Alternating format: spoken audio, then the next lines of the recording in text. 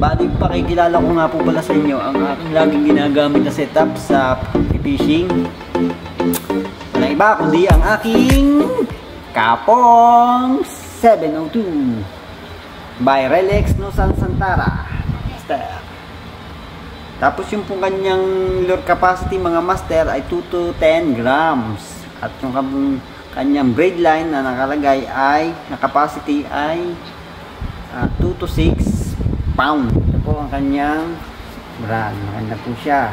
Napakagaan po, carbon po siya. Made in Indonesia. Kay Sir Doc ng Baka po kayo bumili mga master. May serial number na. Pwede nyo po siyang i-entry pag may mga pre-raffle siya, lalo na kung may serial number. Pero pag wala po, hindi nyo po ma-entry siya mga master. Ito po ang kanyang tip. Napakagaan. Hindi po siya solid tip. Hindi pa yung mga solid tip mga master. Siya po ay guhab ang loob o hindi siya buo. Pero maganda po siya. Napakalambot. Subok na po ito ng mga angler. Napakaganda itong gamitin. At ito naman po mga master ang ginagamit kong reel, ang aking Sharky 3 na 1000 series na casking. Ang nakalagay po dyan ay casking din na Mabilus 6 pounds. Tapos yung ating leader line na ginagamit ay 10 pounds na ordinary nylon lang mga master. Yan po. Ano po ba ang leader line? Tatanong sa akin, bakit ba kailangan ng leader line at braid line? Ang braid line mga master ay itong para siyang panahi na matibay. Napakatibay po niya mga master. Yan. Kung makikita mo ninyo, panahi. Mas pino siya. 6 pounds lang po siya. Tapos yung kanyang may tansi siya sa dulo. Yun po ang tinatawag na leader line. Ang haba po niya ay siguro kalahating di pa pwede na. Nakanat po siya dito. Nakanat. Yan. May nut po siya, nakabuhol. Yan po ang FG nut. Yan. Basta. Bakit ba kailangan natin ng leader line? Siyempre, once na ibinato natin siya sa dagat at sumabit sa bato, kikiskis siya, may tension. Hindi agad siya malalagot. Kung i-direct po natin siya mga master dito sa braid, dito, once na ibinato natin siya at sumabit, binatak-batak, lalo at mga beginner tayo, matik lagot agad po siya dahil siya po ay braid o para siyang panahi. Yan. Kasi, kaya kailangan po natin ng leader line. Ano po? Ito po, yan. Ito po ang ginagamit. Mga master, inuulit ko po ito.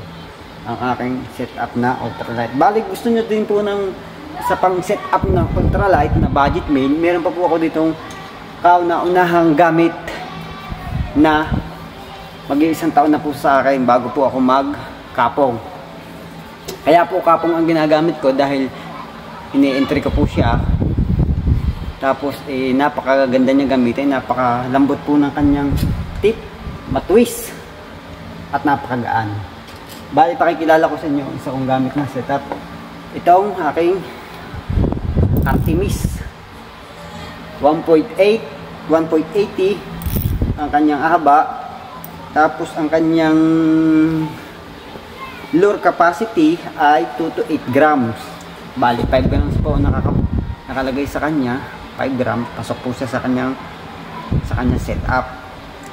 Tapos yung kanya pong line ay 1 to 6 pounds. Ibig sabihin, hanggang 1 to 6 lang ang kanyang kayang capacity. Bali, nakalagay po dito mga master ay 6 pounds. 6 pounds lang. Ibig sabihin, hindi na po siya over. Bababa na lang siya. 4 to 3 to 1. Hindi na po siya kaya maglagay ng 7 pataas. Dahil pagka nilagyan siya natin ng dahil magtatanong, bakit ba ba't ang nipis? Pwede naman akong bumili ng makapal. Ano po? Hindi po maaaring kapalan nyo ang line. Dahil pag binato nyo po siya, hindi po siya tatalsik na malayo. Yun po ang pagkakaiba. Halimbawa, nilagyan natin siya ng 15 pounds. Hindi po siya tatalsik ng malayo kahit po iba to yung mga ngawit lang po yung kilikili kahahagis. Yung ano po, mga master, yun lang po ang aking sinasabi sa inyo. Kailangan po, balance na balance ang setup natin. Ano po? Bali po ang aking ginagamit na reel dito ay ang aking Casking na Royal Legend na 1000 series. Yan po. Oh. But, same brand po siya nung aking unang pinakita sa inyo. Yan. Ayan. Ito po ay nabili ko mag-iisang taon na sa Shopee. Ito po ang Artemis. Artemis po siya. Maganda po siya. Napakaganda po. Ang ano po niya, napakaganda po ng kanyang ring guide. Napakakapal ng kanyang ito. Stainless na stainless po. Napakaganda. Ito po naman ang kanyang tip. Ang tip, ito nulo. Kumpara dun sa pinakita ko sa inyong kapong, hindi po siya matwist. Matigas. Hindi mapantew. Yan. Salita namin sa Batangas ay hindi siya mapantew. Yan po.